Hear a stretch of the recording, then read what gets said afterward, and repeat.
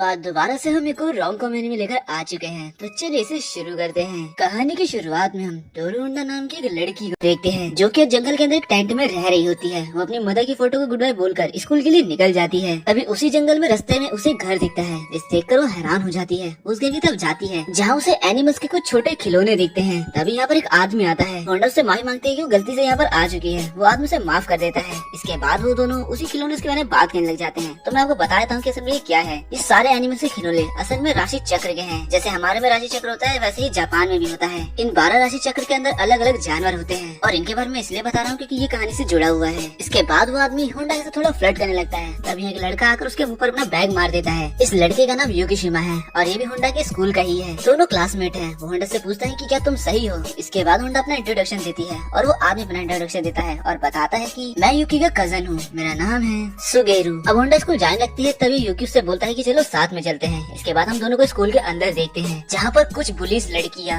Honda को डरा रही होती हैं कि आखिर वो युकी के साथ दिखी कैसे। तभी यहाँ होंडा की दोस्त आ जाती है और उनको देखकर वो पुलिस डरकर यहाँ से भाग जाती है। इसके बाद वो अपनी होम कम्युनिटी रूम के अंदर जाते हैं जहाँ पर सारी लड़कियाँ युकी को ही देखी जा रही थी। होंडा की फ्रेंड्स बात करती है आपस में कि युकी काफी अजीब है, वो लड़की को छूता भी नहीं और उनसे दूर ही रहता है। जिसके बाद हम छुट्टी में देखते हैं कि होंडा को युकी मिल जाता है और दोनों साथ साथ घर जाने लगते हैं। यहाँ युकी दोबारा से अपने कजन ब्रदर के लिए होंडा से माफी मांगता है। दोनों आपस में बात करने लगते हैं। बात में होंडा को पता चलता है कि युकी को कैट से बहुत ज्यादा नफरत है। होंडा अपने बचपन को याद करती है जहाँ पता चलता है कि उसके फादर बचपन में ही मर चुके थे जब वो छोटी थी। उसकी मदर ही थी जो हमेशा उसका ख्याल रखती थी। उन्होंने उसकी हर चीज में मदद करी, पर एक दिन एक्सीडेंट में वो भी मारी गई। जिसके बाद उसकी सारी जिम्मेदारी उसके दादा को मिल गई। एक दिन उसके दादा कहते हैं कि मैं अपनी डॉटर के यहाँ पर जा रहा हूँ होंडा, और हमें इस घर को रेनोवेट भी करना है, तो क्या तुम कुछ दिन के लिए अपने दोस्तों के घर पर रह लोगी। लेकिन होंडा तय करती है कि वो अकेले ही रहेगी। जिसके बाद तो वो टेंट बनाकर रहने लगी। एक दिन सुगेरू और युकी जंगल के रास्ते जा रहे होते हैं। तभी वो होंडा के टेंट को देखते हैं। युकी बताता है कि कुछ समय पहले उसकी मदर मर चुकी है। मैंने सुना था कि वो अकेले रह रही है। अब वो दोनों उसके टेंट के पास जाते हैं जहाँ से होंडा बाहर आती है। तो सुगेरू उसका मजाक उड़ाने लगता है कि तुम तो एक टेंट के अंदर रहती हो। इसके बाद तीनों युकी के घर पर होते हैं जहाँ पर होंडा बोलते हैं कि प्लीज मुझे वहाँ रहने दो। तब सुगेरू बोलता है कि वो जगह अच्छी नहीं है, वहाँ कभी भी कुछ भी हो सकता है। और थोड़ी देर बाद जब वो लोग होंडा के टेंट के पास जाते हैं तो देखते हैं कि वो मिट्टी के नीचे दब चुका है। होंडा रोने लगती है। सब उसे पकड़ लेते हैं। होंडा बोलती है कि मुझे जाने दो, मेरी माँ की फोटो वहाँ अंदर है। सुगेरू से चुप कराते बोलता है कि हम कल जरूर आएंगे। इसीलिए वो युकी घर पर रुकती है। सुगेरू उसके पास जाता है। होंडा बोलती है कि मैंने दोबारा से अपना घर खो दिया है। सुगेरू बोलता है कि हाँ ये पेनफुल है, लेकिन होंडा बोलती है इससे भी ज्यादा पेनफुल एक बात है। तो सुगेरू के पूछने पर होंडा बताती है मैंने अपनी मॉम को गुड बाय बोलने के चांस को खो दिया था। जिस दिन वो मरी उसकी पहली रात मैं पढ़ रही थी, तो सुबह जल्दी नहीं उठ पाई और उन्हें गुड बाय नहीं बोल पाई। मुझे उनसे कहना था कि हम दोबारा जरूर मिलेंगे। मेरी मॉम ने मुझसे कहा था कि वो हमेशा ही हाई स्कूल गर्ल बनना चाहती थी, लेकिन उसे मिडिल स्कूल तक ही पढ़ पाई। तो वो चाहते थे कि मैं अपनी हाई स्कूल की लाइफ को फुल एंजॉय करूं। मेरी मॉम वर्ल्ड की बेस्ट मॉम थी, पर मैं उन्हें गुड बाय भी नहीं बोल पाई। मुझे उनके लिए कम से कम अपनी स्कूल लाइफ को तो कंप्लीट करना ही है। वो सो जाती है और थोड़ी देर बाद यहाँ पर युकी आता है और वो बोलता है मैंने कभी सोचा ही नहीं था स्कूल में चुलबुली से रहने वाली एक लड़की जिसे किसी चीज का फर्क नहीं पड़ता, उसकी लाइफ कुछ इस तरह की है। अब युकी सुगेरू से कहता है कि मैं जा रहा हूँ। सुगेरू बोलता है कि तुम अकेले जा रहे हो। तभी युकी की आंखें चमकने लगती है और उसके आसपास काफी सारे इंसेक्ट आ जाते हैं। होंडा सपने में देख रही होती है कि उसने अपनी मदर की गोद में अपना सर रखा हुआ है। इसके बाद वो सपने में एक लड़के को भी देखती है और फिर उसकी नींद खुल जाती है। वो हड़बड़ा जाती है कि उसे अपनी फोटो लेने जाना था, और जैसे वो बाहर आती है तो देखती है कि युकी सामने से आता है और उसको उसकी मदर की फोटो दे देता है। वो अपनी मदर की फोटो को बार बार देखने लगती है। वो युकी से पूछती है कि क्या ये तुमने अकेले किया है। युकी उसे कुछ नहीं बताता और बोलता है तुम चाहो तो कुछ दिन यहाँ पर रह सकती हो। और सुगेरू भी यही बात बोलता है होंडा से। होंडा मान ही जाती है और अब वो यहाँ पर रहने के लिए रूम को देख ही रही होती है कि तब यहाँ पर एक लड़का गेट तोड़ते हुए आता है। वो युकी को चैलेंज देते हुए बोलता है कि आज तो मैं तुम्हें हरा ही दूंगा चूहे। तो युकी बोलता है आ जाओ, और वो जैसे युकी पर अटैक करने वाला होता है होंडा उसे पीछे से पकड़ लेती है और वो तुरंत ही कैट में बदल जाता है। तभी वो सुमेरू आ जाता है, हंसने लगता है। लेकिन होंडा की तो फट चुकी थी कि आखिर मेरी वजह से एक इंसान कैट में बदल गया। होंडा भागती है और वो सुमेरू और युकी को भी टच कर देती है और वो दोनों भी कुत्ते और चूहे की फॉर्म में आ जाते हैं। ये नजारा देखकर तो होंडा का माइंड पूरा ब्लैंक ही पड़ जाता है। तभी यहाँ पर कुरियर बॉय आता है कुरियर देने। होंडा तीनों को लेकर बाहर आती है। हड़बड़ी में बोलती है कि ये सारे जानवर हैं। वो बोलता है कि हाँ मैं देख सकता हूँ कि आपके पास 3 जानवर हैं। वो साइन करने के लिए बोलता है तो सुगेरू अपने मुंह से साइन कर देता है। वो आदमी बोलता है कि स्मार्ट डॉग है और यहाँ से चला जाता है। तभी वो कैट घुर्राने लगती है। हमें पता चलता है कि उस लड़के का नाम सुमेरू है। वो युकी से बोलता है कि तुम अपने काम में कभी कामयाब नहीं हो पाओगे। होंडा हैरान थी कि आखिर कैट होने के बावजूद ये बोल कैसे रहा है। तब सुगेरू होंडा को सारी सच्चाई बताता है और बताता है कि जो सुमा फैमिली है यानी हम सब राशि चक्र के सारी जानवरों की आत्माओं से श्रापित हैं। हमें जब भी कोई हमारे अपोजिट जेंटर का गले लगाता है तो हम एक राशि चक्र के एनिमल में बदल जाते हैं। और तुम देख ही सकती हो कि मैं कुत्ते के रूप में बदल जाता हूँ, यूकी चूहे के रूप में बदल जाता है और कियो कैट में बदल जाता है। तभी तीनों अपने इंसानी रूप में आ जाते हैं पर तीनों ही नंगे होते हैं। तो होंडा यहाँ से शर्मा कर भाग जाती है। इसके बाद सुगेरू होंडा से माफी मांगता है और तब होंडा को समझ में आता है कि आखिर क्यों यूकी लड़कियों से दूर रहता है। सुगेरू यहाँ पर क्यों का मजाक उड़ा रहा था। तब क्यों बोलता है कि आखिर ये लड़की यहाँ कर क्या रही है। तो यूकी उससे बोलता है कि तुम भी तो एक आउटसाइडर हो। जिस पर कियो गुस्से में आकर टेबल के 2 टुकड़े कर देता है और एक टेबल होंडा के लग जाता है, उसे जैसे खून निकलने लग जाता है। यूकी क्यू को मारता है और बोलता है तुम्हें लड़ना ही है तो आ जाओ बाहर लड़ते हैं। होंडा दोनों को रोकने की कोशिश करती है पर सुगेरू से कहता है कि तुम्हें चिंता करने की कोई जरूरत नहीं है, यूकी हर बार की तरह जीत जाएगा। और हम देखते हैं क्योंकि एक लात मारता है जिससे कि वो बहुत दूर जगह गिरता है। तभी होंडा को याद आता है कि उसे तो स्कूल भी जाना है और यहाँ से चली जाती है। तब यूकी सुगेरू से बोलता है तो क्या तुम उसकी याददाश्त मिटाने वाले हो। जिस पर सुगेरू बोलता है कि नहीं, अभी मेरा ऐसा कोई भी इरादा नहीं है। इसके बाद होंडा क्लास में अपने दोस्तों से बात कर रही होती है और क्लास के बाद वो यूकी से मिलती है। यूकी उससे बोलता है कि क्या तुमने हमारे बारे में अपने सभी दोस्तों को बता दिया। जिस पर होंडा कहती है कि तुम चिंता मत करो, मैं ये किसी को नहीं बताऊंगी। तब यूकी उसके पास जाता है और बोलता है हम जल्दी तुम्हारी यादें मिटा देंगे। और तब अपने बचपन के बारे में बताता है कि बचपन में एक बार जब वो सबके साथ खेल रहा था, एक लड़की के टच करने से वो सबके सामने एक चूहा बन गया था, जिसके बाद उन सभी की यादों को मिटा दिया गया था। और तब उसके बड़ों ने उसे समझाया था कि ऐसा करना जरूरी है। ऐसा बोलकर यूकी जाने लगता है, तैसी होंडा उसे पीछे से पकड़ लेती है और वो दोबारा चूहा बन जाता है। वो उससे माफी मांगती है जिस पर कहता है कोई बात नहीं। होंडा कहती है कि मैं पूरी कोशिश करूंगी तुम्हारे सीक्रेट को सीक्रेट रखने की, और अगर मेरी यादें मिटा भी दी जाए तो प्लीज एक बार दोबारा मेरा दोस्त जरूर बनना। और तभी वो अपने ह्यूमन फॉर्म में आ जाता है। होंडा अपना मुंह मोड़ लेती है और यूकी कहता है कि जरूर मैं तुम्हारा दोस्त जरूर बनूंगा। इसके बाद वो दोनों साथ साथ घर जाने लगते हैं। और दूसरी तरफ हम सुगेरू को अकीरू से बात करते हुए देखते हैं और अकीरू भी होंडा को घर में रखने के लिए मान जाता है। होंडा घर आती है और वो कियो को देखती है जो कि छत को ठीक कर रहा था जो उसी ने तोड़ी है। वो होंडा से माफी मांगने की कोशिश करता है। तभी यहाँ पर सुगेरू की आवाज आती है और वो यहाँ से चला जाता है। सुगेरू सभी को बुलाता है और बताता है कि होंडा को यहाँ रहने की परमिशन मिल चुकी है, बस एक ही शर्त है कि उसे इसके बारे में किसी को नहीं बताना है। वो इसके लिए मान जाती है और शुक्रिया भी करती है। इसके बाद हम देखते हैं कि वो तो सुगेरू के किचन का पूरा साफ ही कर देती है। कियो वहाँ आता है और दोनों साथ में लंच करने लगते हैं। होंडा पूछते है कि तुम कहाँ गए थे। कियो बताता है कि मैं अपने सीक्रेट बेस पे गया था। जो सुनकर होंडा अपने मन में अजीब अजीब ख्याल बनाने लगती है। तो कियो बोलता है कि वो उतनी अच्छी जगह नहीं है जो तुम जितना तुम सोच रही हो, पर हाँ एक दिन मैं तुम्हें वहाँ जरूर लेकर जाऊंगा। तभी यहाँ पर कियो और सुगेरू आते हैं। कियो काफी ज्यादा गुस्से में अंदर चला जाता है। वो सुगेरू से पूछती है कि आखिर इसे क्या हुआ है। सुगेरू बताता है कि मैंने एक ट्रिक कर इसे स्कूल ट्रांसफर दिलाया है और अब से कियो भी उसी स्कूल में जाएगा जहाँ तुम दोनों जाते हो। और ये सुनकर यूकी काफी गुस्से में आ जाता है। होंडा सोचने लगती है कि क्या कियो को कोई दिक्कत है। और अगले दिन कियो न्यू स्टूडेंट के तौर पर स्कूल में आ जाता है जिससे सारी लड़कियां चिपक रही थी। लड़कियां यूकी से बोलती है कि वो तुम्हारा कजन ब्रदर है ना, तो हमारा उससे इंट्रोडक्शन कराओ। पर यूकी बोलता है कि हमारी बनती नहीं है आपस में। तब होंडा की दोस्त बोलती है कि दोनों भाई अजीब हैं। यहाँ एक लड़की कियो को टच कर देती है तो कियो उसे पेल देता है। जेंडर इक्वालिटी दिखा दी भाई ने तो। जिसके बाद वो खिड़की से यहाँ पर उसे कूद के चला जाता है और बोलता है कि मेरा पीछा छोड़ दो। वो एक जगह जाकर बैठता है कि तभी यहाँ पर यूकी आता है और तब वो उससे बोलता है कि ये तुम्हारा कैसा स्कूल है। यूकी बोलता है कि तुम्हारा उस बॉयज स्कूल से तो अच्छा ही है, खैर मैं तुम्हें समझता हूँ। तब वो बोलता है कि तुम मुझे नहीं समझते यूकी, मैं तुम्हें हराना चाहता हूँ और अपनी फैमिली का सबसे बेस्ट पर्सन बनना चाहता हूँ। तभी वहाँ होंडा भी आ जाती है। कियो यहाँ पर से यूकी से लड़ने वाला होता है कि तभी होंडा उसे पीछे से पकड़ लेती है और वो वापस से कैट बन जाता है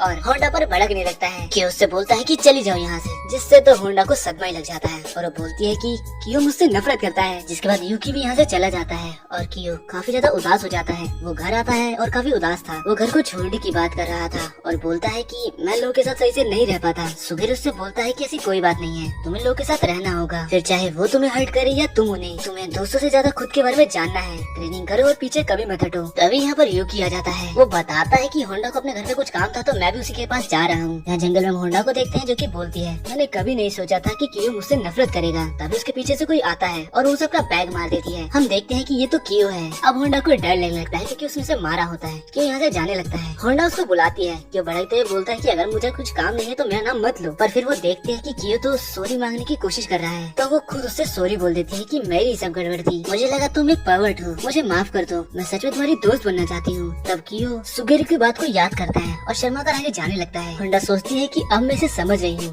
भले ही ये थोड़ा अजीब है लेकिन इसका दिल काफी साफ है। रात को सभी साथ बैठकर खाना खा रहे होते हैं और सुगेरू कियो के मजे ले रहा होता है।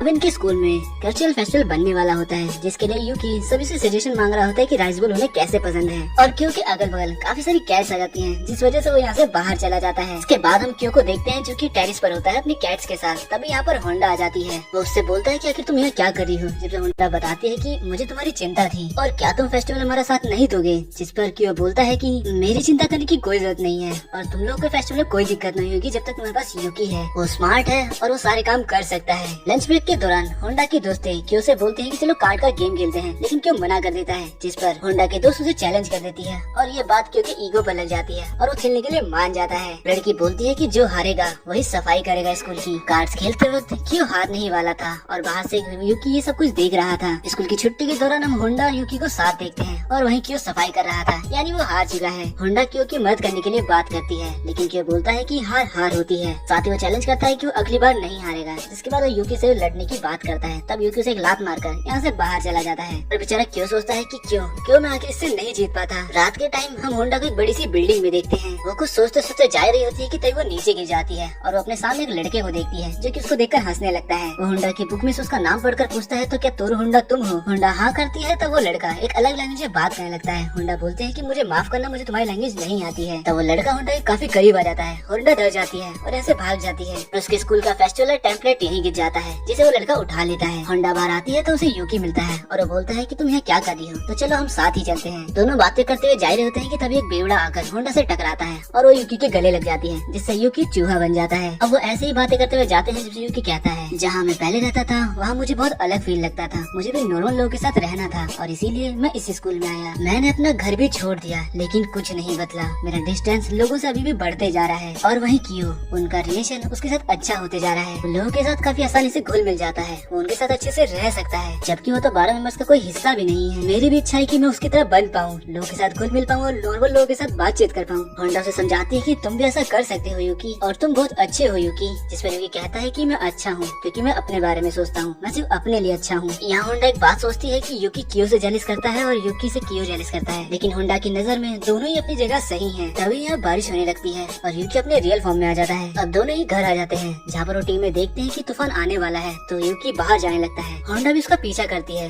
तो यूकी उसे बताता है कि मैं अपने सीक्रेट बेस की तरफ जा रहा हूँ और हम देखते हैं कि वो तो असल में एक वेजिटेबल्स का गार्डन होता है जो यूकी ने खुद ही उगाया है। होंडा उसकी मदद करती है बारिश से उसे बचाने में। यूकी होंडा से कहता है कि तुम बहुत दयालु लड़की हो, जो सुनकर होंडा ब्लश करती है और बोलती है मुझसे पहले ऐसा किसी ने नहीं कहा था। मेरी मॉम ने मुझसे एक बार कहा था कि लोग दया के साथ पैदा नहीं होते, दया हमारे दिल में होती है और जिस तरह से हम बढ़ते हैं उसी तरह से वो भी बढ़ती है। अब फाइनली बारिश रुक जाती है और होंडा खुश हो जाती है और तब यूकी बोलता है होंडा मैं एक बार कोशिश जरूर करूंगा, मैं वो गेम खेलूंगा जो तुमने मुझसे कहा है, मैं अपनी पूरी कोशिश करूंगा और मैं इसमें नहीं हारूंगा। और तब होंडा उसके चेहरे पर रियल स्माइल देखती है। यूकी मुस्कुराते हुए यहाँ से घर चला जाता है। अगले सीन में होंडा राइस बॉल्स बना रही होती है। तब यहाँ पर क्यू आता है और एक राइस बॉल टेस्ट करता है और थूकते हुए बोलता है कि ये तुमने क्या बनाया है, मुझे चीज बिल्कुल पसंद नहीं है। जिसके बाद वो खुद ही अपना राइस बॉल बनाने लगता है, जो देखकर होंडा खुश होने लगती है। इसके बाद वो कुछ फालतू बातें करती है और फिर क्यू से बोलती है तुम भी ग्रेट हो और यूकी भी ग्रेट है। इसमें वो शर्मा जाता है और बोलता है कि तुम कोई और एग्जाम्पल भी दे सकती थी। तभी यहाँ पर यूकी आता है और वो राइस बॉल्स को देखता है। वो बताती है कि इसे चीवी राइस बॉल बिल्कुल पसंद नहीं है। तब यूकी एक राइस बॉल उठाता है, क्योंकि नाक पकड़ता है और जबरदस्ती उसके मुंह में ठूस देता है। होंडा सोचती है कि काश ये दोनों सही से एक साथ रह पाते,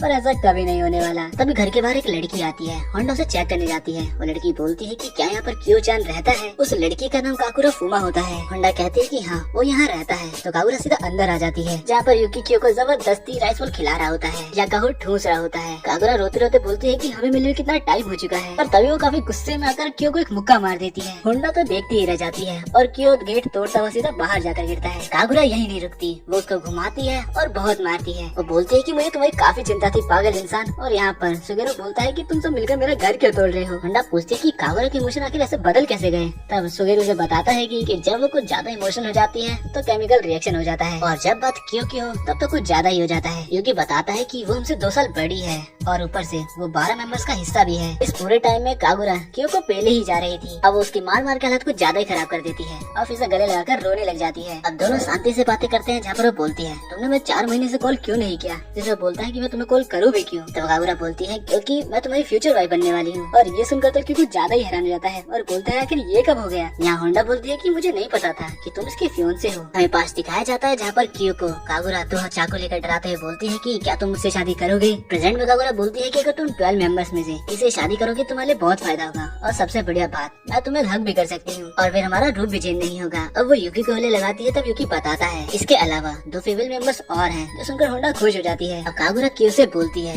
तो क्या तुम मुझसे शादी करोगे कि नहीं करोगे? मैं तुमसे बहुत प्यार करती हूँ और मैं तुम्हें अच्छा खाना भी खिलाऊंगी। वो कुछ बोलता नहीं है तो कागुरा काफी ज्यादा गुस्से में आ जाती है, उसे पकड़कर बोलती है कि पागल इंसान, जवाब दो मेरी बातों का। अब पीछे से सुगेरू बोलता है कि होंडा तुम्हें कैट्स पसंद है ना, और क्या तुम्हें क्यों भी पसंद है ना? ये सुन कागुरा बोलती है मेरी अपोनेंट, और फिर वो होंडा के पास जाकर काफी ज्यादा सवाल करने लगती है। वो उससे पूछती है कि आखिर तुम्हें क्यों के बारे में क्या पसंद है, क्या ना पसंद है, और वैसे भी जब वो कैट फॉर्म में आता है तो वो मुझे काफी पसंद है, मैं उसे वैसे ही एक्सेप्ट कर सकती हूँ। तभी क्यों उसका मुंह बंद कर देता है, बोलता है कि अब बस बहुत हो गया, और अगर इसके आगे तुमने एक बार भी बोला। तभी कागुरा उसे खींचकर एक पंच मारती है और बोलती है तुम मेरा क्या ही कर लोगे, और वो सीधा पानी में गिरता है। इसके बाद होंडा बर्तन साफ करते वक्त सोचती है कागुरा सच में उसे काफी ज्यादा प्यार करती है, और मैं अपना पहला प्यार उसमें नहीं ढूंढ सकती क्योंकि कोई उसे पहले से ही प्यार करता है। यहाँ क्यों नहा रहा होता है कि तब यहाँ पर कागुरा आ जाती है, जो देखकर बेचारा डर कर यहाँ से भाग जाता है। दोनों को ऐसा देखकर होंडा सोचती है मुझे थोड़ी जेलसी तो फील हो रही है। शाम में कागुरा सबके लिए खाना बनाती है और काफी ज्यादा अच्छा खाना बनाती है सभी के लिए। अभी खाना देखकर इम्प्रेस थे, लेकिन सुगेरू अपना फ्रिज खोलता है जो कि पूरा खाली था। बेचारा रोने लगता है कि मेरा सारा खाना खत्म कर दिया इसने। कागुरा क्यों को बुलाने जाती है और बोलती है कि चलो खाना खा लो। तब क्या बोलता है कि मुझे नहीं खाना। कागुरा काफी ज्यादा इमोशनल हो जाती है और केमिकल रिएक्शन हो जाता है, जिसके बाद वो क्यों को पकड़ती है और नीचे फेंक देती है, और वो सीधा छत तोड़ता हुआ खाने के ऊपर ही आकर गिरता है, जिससे सारा खाना बर्बाद हो जाता है। और बेचारा सुगेरू रोने लग जाता है कि मेरे घर को बर्बाद कर रहे हो तुम लोग। कागुरा फ्रिज खोलकर देखती है जिसके अंदर कुछ नहीं होता, और पीछे से क्यों भी गुस्सा होने लगता है। कागुरा उदास होकर जाने लगती है। तब सुगेरू से पूछता है कि तुम कहाँ जा रही हो? वो बोलती है कि मैं शॉपिंग करने जा रही हूँ। सुगेरू बोलता है कि इतनी रात को अकेले जाना अच्छा नहीं होगा। जिस पर कागुरा बोलती है तुम्हें लगता है कि मैं यहाँ रह सकती हूँ, कोई और लड़की क्योंकि अगल बगल है जो मुझे बिल्कुल पसंद नहीं है। सुगेरू बोलता है कि तुम ये क्या बात कर रही हो? जिस पर कागुरा बोलती है कि तुम लड़कियों की बात को नहीं समझ सकते, और भाई सही में कोई नहीं समझ सकता। ऐसा बोलकर वो जाने ही लगती है। तभी सुगेरू अपने मन में बोलता है मैं भी कभी जेलस हुआ था। कागुरा खाने के लिए कुछ लेने जाती है, तब यहाँ पर होंडा भी आ जाती है। दोनों साथ में शॉपिंग करके घर जाने लगते हैं। तब कागुरा होंडा से पूछती है कि क्या तुम सच में क्यों को पसंद करती हो? होंडा नर्वस हो जाती है और वो कहती है कि हाँ मैं करती हूँ, लेकिन मुझे कैट्स जोड़े में ज्यादा पसंद है, इसीलिए मैं कह सकती हूँ कि तुम दोनों के अच्छे कपल बनोगी। कागुरा यहाँ पर उस दिन को याद करती है जब वो निक्कियों से पहली बार मिली थी, और फिर होंडा का शुक्रिया करती है और दोनों साथ साथ घर पहुँच जाते हैं। सभी भूखे होते हैं। जल्दी वो दोनों खाना बनाने लगती है। यहाँ पर होंडा इस बार क्यों को खुद बुलाने जाती है, लेकिन क्यों मना करने लगता है। बोलता है कि वो हमेशा प्यार की बातें करती रहती है। होंडा समझाती है कि वो तुम्हारी केयर करती है और किसी को प्यार करना सच में काफी अमेजिंग होता है, और शादी करना एक लड़की का सबसे बड़ा सपना होता है। होंडा बोलती है तुम भी तो एक सपना रखते हो यूकी को हराने का, क्या तुम उसके लिए अकेले ट्रेनिंग करते हो? तब वो काफी खुश होकर बताता है कि नहीं, मेरे मास्टर भी मेरे साथ करते हैं। यूकी तो उनके सामने एक सेकंड भी नहीं टिक पाएगा, वो काफी ज्यादा स्ट्रॉन्ग है, और वो सुमास के यानी 12 मेंबर्स में से एक मेंबर भी है। मेरी ट्रेनिंग काफी हार्ड है, लेकिन मुझे वो करना काफी ज्यादा पसंद है। मैं हर सुबह का बड़ी बेसब्री से इंतजार करता हूँ, ये सोचकर कि आज मुझे क्या नया सीखने को मिलेगा। होंडा देखती है कि सारी बातें बोलते वक्त क्यों काफी दिल से ज्यादा ही खुश है। उसकी स्माइल देखकर होंडा काफी खुश आती है, और वो मन में सोचती है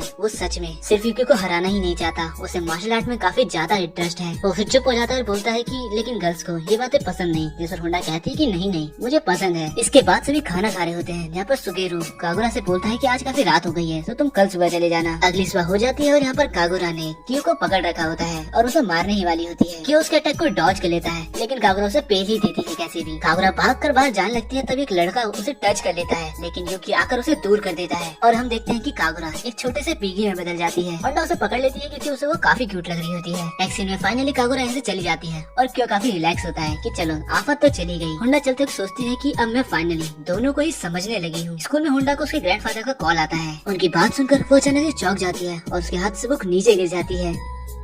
होंडा अगले सीन में घर पर सबको बता देती है कि उसके घर का रेनोवेशन का काम पूरा हो चुका है, तो उसे अपने दादा के पास जाना होगा, और यहाँ से जाते हुए वो सुगेरू को अपने घर का एड्रेस दे देती है। सुगेरू दोनों से बोलता है कि तुम लोग उसे नहीं रोकोगे, जिसमें दोनों ही बोलते हैं कि हमें तो पता ही था कि उसे एक न एक दिन जाना ही होगा। पर होंडा के जाने से कियो और यूकी दोनों ही काफी उदास थे। यहाँ होंडा अपनी मदर की फोटो को देखकर सोच रही थी कि शायद मैं गलत फहमी में जी रही थी, वो लोग और मैं एक फैमिली नहीं बन सकते। होंडा अपने बचपन को याद करती है, जहाँ बचपन में टीचर उन्हें फ्रूट बास्केट नाम का एक गेम खिला रही थी, जिसमें एक लड़का सभी को फ्रूट्स का नाम देता है, लेकिन होंडा को राइस बॉल का नाम देता है। सभी लोग गेम खेलना स्टार्ट कर देते हैं। होंडा अपनी बारी का इंतजार कर रही थी और वो इंतजार करती ही रह गई। अब होंडा अपने दादा घर पहुँच जाती है, जहाँ पर और भी सारे फैमिली मेंबर्स थे। सुगेरू को होंडा का लेटर मिलता है और वो बोलता है वो चली गई, लेकिन घर सुना सुना हो गया। यहाँ यूकी होंडा के साथ अपनी सारी बातों को याद कर रहा था और अपने गार्डन तक पहुँच गया था। क्यों भी होंडा के साथ के सारे मोमेंट्स को याद कर रहा था और दोनों ही उदास हो चुके थे। यहाँ होंडा को उसके घर पे उसकी आंट बुलाती है और बोलती है तो तुम लड़कों के साथ रह रही थी। इन सब जानकारी के लिए हमारे पास हमारा पर्सनल डिटेक्टिव है। इसके लिए होंडा बोलती है कि आपको इसकी क्या जरूरत थी। तो उसकी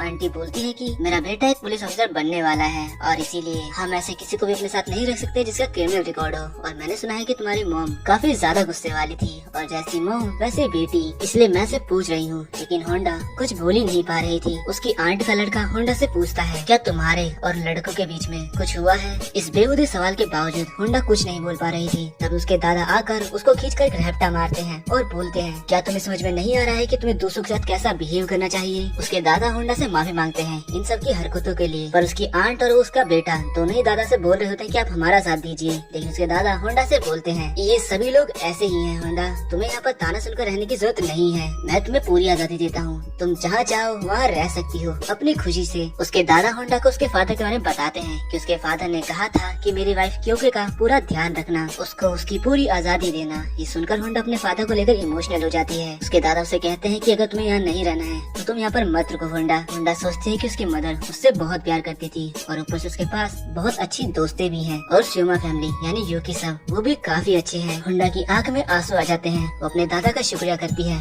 और बोलती है मुझे घर जाना है, मुझे कियो और यूकी को और अच्छे से जानना है, उनके साथ खाना खाना है, मुझे सुमा फैमिली में रहना है। और वो रोने लग जाती है। तभी यहाँ पर यूकी आ जाता है। तुम सही हो होंडा, चलो अब घर चलते हैं। अब हमें इसके पीछे का यानी थोड़े समय पहले का सीन दिखाया जाता है। कियो सबसे बोलता है कि ये कितना अजीब है कि रेनोवेशन का काम चल रहा था तो होंडा को बाहर निकाल दिया और अब वापस बुला रहे हैं। यूकी बोलता है कि ये तो आम बात है। तब वो होंडा के लेटर को लेता है और कुछ काम से बाहर चले जाता है। कियो यहाँ पर कुछ ढूंढने लग जाता है। सुगेरो से बोलता है कि अगर तुम होंडा की नोटबुक ढूंढ रहे हो तो यूकी उसे कब का ले जा चुका है। वो यूकी पे गुस्सा करने लगता है। यहाँ यूकी वही लेटर पढ़ते हुए जा रहा था, तभी उसके पीछे से कियो भी आ रहा था। जैसे ही वो यूकी पे मारने वाला होता है कि यूकी उसे खींचकर एक लात मार देता है। अब दोनों मिलकर होंडा के घर को ढूंढने लग जाते हैं। अब वो फाइनली घर को ढूंढ लेते हैं जो कि बाहर से ही पूरा कंप्लीट भी नहीं हुआ था। यूकी गेट नॉक करता है लेकिन कोई रिस्पॉन्स नहीं करता। तब कियो आकर वहाँ पर चिल्लाता है। तभी उसी टाइम पर वो होंडा की आंट की बातों को सुन लेते हैं। अब वो दोनों छुपकर सारी बातें सुन लेते हैं। कियो अंदर जाने के लिए बोलता है लेकिन यूकी उसे रोक देता है। यूकी कियो को समझाता है कि जो हम चाहते हैं वो जरूरी नहीं है बल्कि जो होंडा चाहती है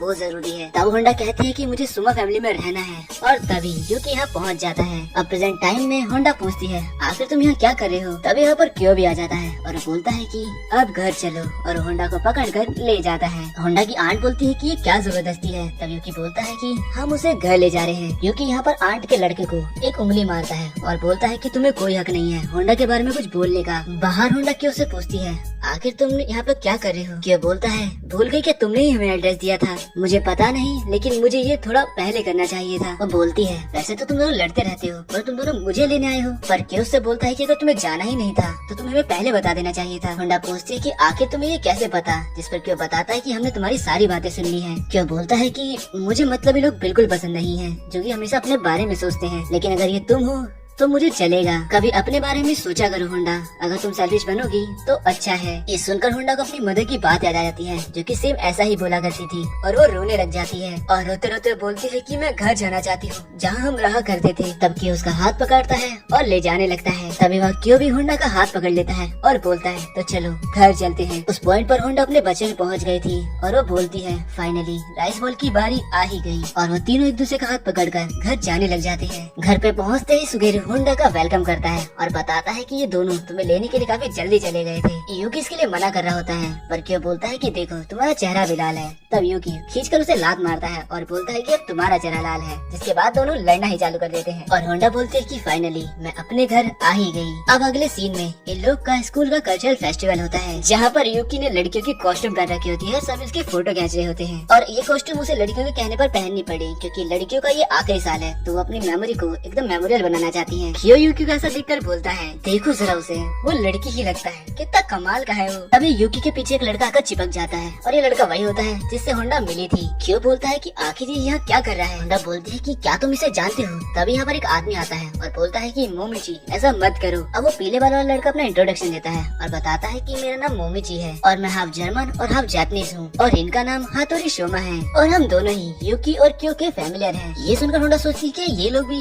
12 मेंबर्स में से एक हैं। शोमा अब यूकी से बोलता है कि आखिर तुम लड़की क्यों बन गए, जिस पर यूकी बोलता है कि तुमने तो मुझे हजार बार बिना कपड़ों के देखा है। और ये सुनकर तो सारी लड़कियां ब्लश ही करने लग जाती है। तब हाथोरी यूकी को चेक करने लग जाता है क्योंकि वो एक डॉक्टर था और बोलता है कि यूकी क्या तुम बीमार हो। हाथोरी बताता है कि यूकी को ब्रोंचियल प्रॉब्लम है। जब वो छोटा था तब उसे बार बार ये दौरा पड़ता था। हाथोरी होंडा को भी जानता था और बोलता है कि तुम ही होंडा हो ना, वैसे तुम एक नॉर्मल लड़की लग रही हो। यूकी हाथोरी से पूछता है कि आखिर तुम यहाँ कर क्या रहे हो। हाथोरी बोलता है कि ये सब तुम मोमोची से पूछो, और हाँ, मैं होंडा को यहाँ पर कोई भी नुकसान पहुँचाने नहीं आया हूँ। दूसरी तरफ होंडा की दोस्तें सोचती है कि होंडा हमसे कुछ न कुछ तो छुपा रही है। मोमोची होंडा के पास जाता है और बोलता है कि मैं तुमसे ही मिलने आया हूँ। तब क्यों बोलता है कि क्या तुम दोनों एक दूसरे को जानते हो। मोमोची कहता है कि हाँ, हम मेरे फादर की बिल्डिंग में मिले थे। और होंडा ये सुनकर एकदम शॉक हो जाती है कि वो बिल्डिंग इसके फादर की थी। यहाँ मोमोची कहता है कि होंडा, तुम्हें 12 मेंबर्स यानी कि 12 राशि चक्र के बारे में सारा मालूम है ना। और वो कूद कर होंडा को हक करने जाता है, लेकिन कियो उसे हवा में ही पकड़ लेता है। उसे समझाता है कि यहाँ तुम ऐसा कुछ नहीं कर सकते हो। तो मोमोची बोलता है कि तुम मुझे होंडा के पास क्यों नहीं जाने दे रहे हो, क्या तुम उससे प्यार करते हो। मुझे पक्का पता है कि तुम हर दिन उसे हक करते होगे।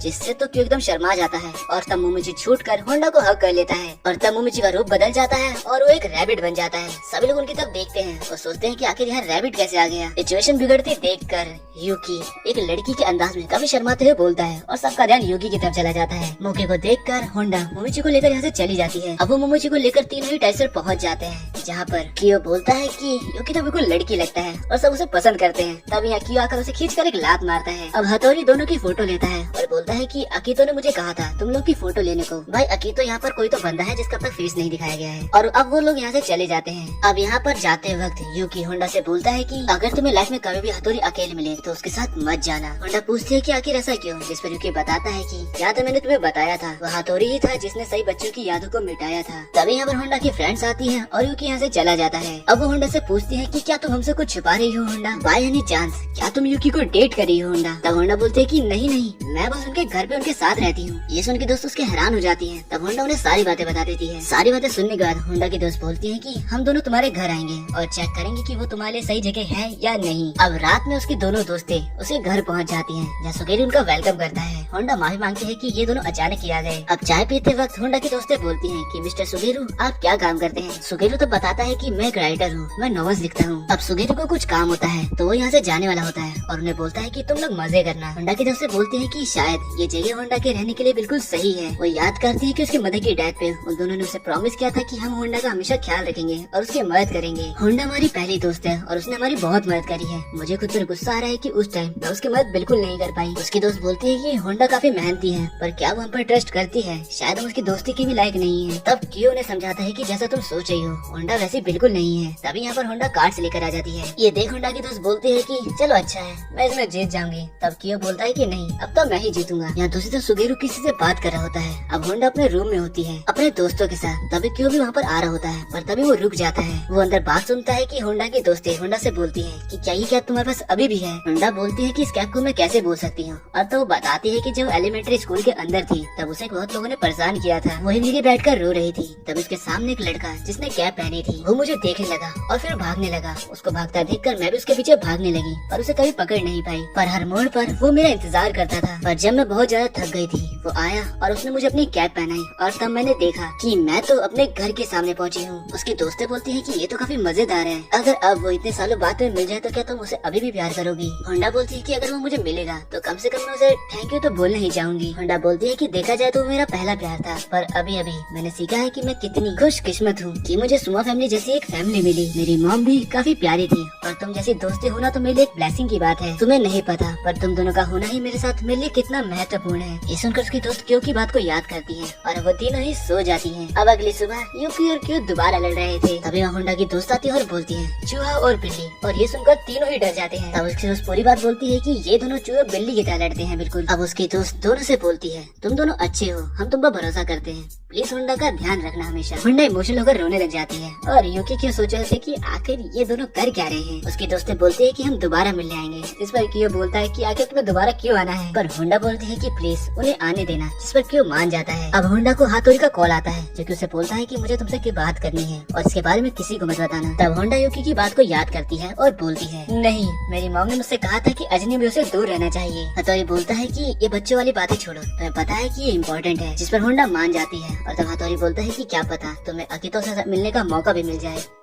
इसके बाद हम होंडा को देखते हैं जो कि हथौड़ी के घर के बाहर खड़ी थी। उसने सुमा फैमिली को नहीं बताया कि वो उससे मिलने आई है। तभी वहाँ पर मोमोची आ जाता है और वो होंडा का वेलकम करता है। वो होंडा को अंदर लेकर जा रहा था। होंडा देखती है कि पूरा माहौल एकदम शांत है। इसके बाद डोर पे उसे हथौड़ी मिल जाता है जो कि उसका वेलकम करता है। होंडा अंदर आती है और उसकी नजर एक लड़की की फोटो पर जाती है। होंडा सोचने लगती है कि हथौड़ी तो काफी सख्त इंसान है, तो आखिर एक लड़की की फोटो यहाँ कर क्या रही है। इसके बाद मोमोची उसके लिए चाय लाता है और तब यहाँ पर होंडा हथौड़ी से पूछती है कि आखिर आपने क्लिनिक क्यों बंद कर दिया, क्या आपके लिए सही रहेगा। हथौड़ी बताता है कि मैं सिर्फ सुमा फैमिली के लोगों का ही इलाज करता हूँ और साथ ही अकीतो की देखभाल करता हूँ क्योंकि वो हमेशा ही बीमार रहता है। ये वही बंदा जिसका अपना चेहरा नहीं दिखाया गया है। तब मोमोची बताता है कि आजकल सारे समाजी काफी ज्यादा बिजी हैं क्योंकि सभी न्यू ईयर की तैयारी कर रहे हैं। एक इवेंट जो बाहर के लोगों की तरह इस बार हम भी करेंगे। होंडा को उसकी ये बात को समझ नहीं आती। तब मोमोची से क्लियरली बताता है कि जो सोमा फैमिली है वो इलाकों में अंदर की तरफ रहती है। शायद यहाँ पर 150 सोमा फैमिली रहती है और सारे के सारे ही राशि चक्र से शापित होते हैं। सुगेरू और यूकी भी अंदर की साइड रहते हैं जबकि कियो आउटसाइडर है। तब हथौड़ी कहता है कि बहुत कम लोगों को पता है राशि चक्र के कर्ज के बारे में और तुम्हें भी पता है ना होंडा। मैं तुम्हारी यादों को मिटा सकता हूँ लेकिन अकीतो ने मुझे इसके लिए मना किया है और वो मेरा लीडर है, मैं उसके खिलाफ कभी नहीं जाऊंगा। और क्या होंडा तुम्हें सोमा फैमिली के साथ रहना पसंद है? जिस पर होंडा हाँ करती है और तब हथौड़ी बोलता है कि अगर ऐसा है तो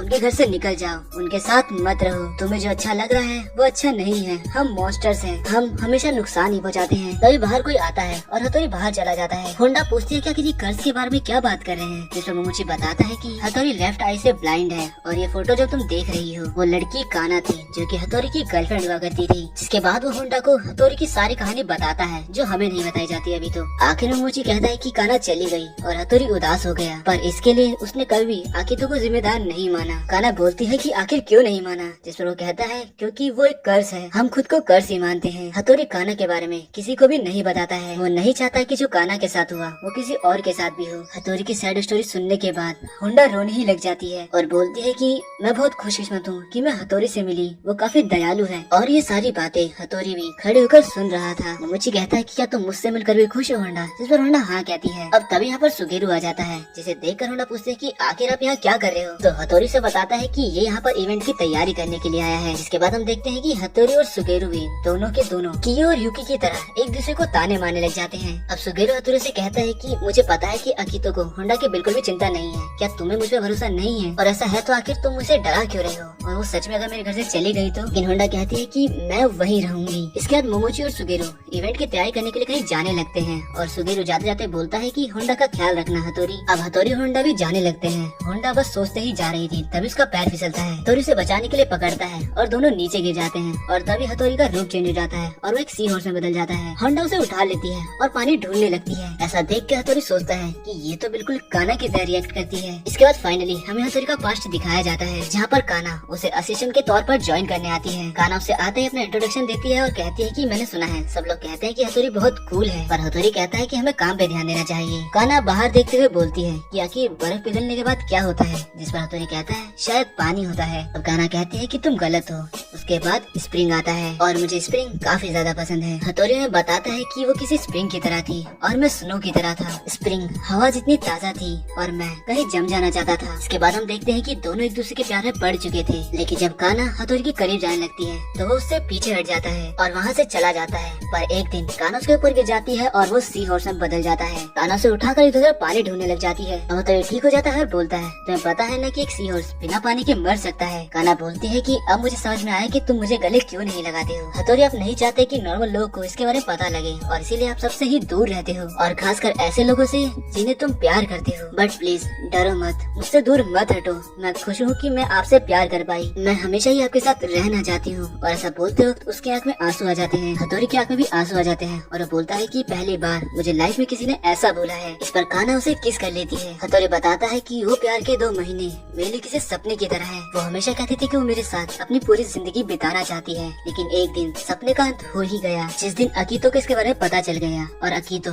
बोलता है हथौड़ी तुम लोगों ने ये बहुत गलत किया, तुम्हें पता है ना कि हमारे को शादी करना मना है। अकीतो गुस्से में काना को धक्का मार देता है। सुगेरू उसे बचा लेता है और उसे समझाने लगता है। यहाँ पर अकीतो हथौड़ी को भी धक्का दे देता है। इससे हथौड़ी कांच से टकराता है और उसकी एक आंख फूट जाती है। इस पर अकीतो काफी चिल्ला कर बोलता है कि ये तुम्हारी गलती है काना, बस तुम्हारी गलती है। इस बात का काना पर काफी बुरा असर पड़ा था। वो हर चीज का जिम्मेदार खुद को ही मानने लगी। उसकी मेंटल हेल्थ फिजिकल हेल्थ बहुत खराब हो चुकी थी। वो पूरी ट्रॉमेटाइज हो चुकी थी। इसके बाद अकीतो हथौड़ी से कहता है तुम्हें उसकी यादें मिटा देनी चाहिए। वो तुमसे प्यार करती है और तुम्हारी यादें ही उसे तकलीफ दे रही हैं। तो ये तुम्हारी ही जिम्मेदारी है कि उसे तुम इस दर्द से आजाद करो। जिसके बाद वो कान्हा के पास जाता है और सोचता है, क्या मैं किसी रेगिस्तान में खड़ा हूँ? मुझे कुछ समझ नहीं आ रहा। ये चीज मैंने अपनी लाइफ में कभी नहीं सोची थी कि मुझे उसकी यादें अपने हाथों से मिटानी होगी। ऐसी यादें जिन्हें कहीं बुलाया नहीं जा सकता, वो बहुत कीमती है। हथौड़ी कान्हा को सॉरी बोलता है और कान्हा भी हथौड़ी को सॉरी बोलती है। वो बोलती है कि मैं तुम्हें नहीं बचा पाई और दोनों ही रोने लगते हैं। और आखिर में हथौड़ी उसकी यादें मिटा देता है। जिसके बाद वो बोलता है कि मुझे माफ करना,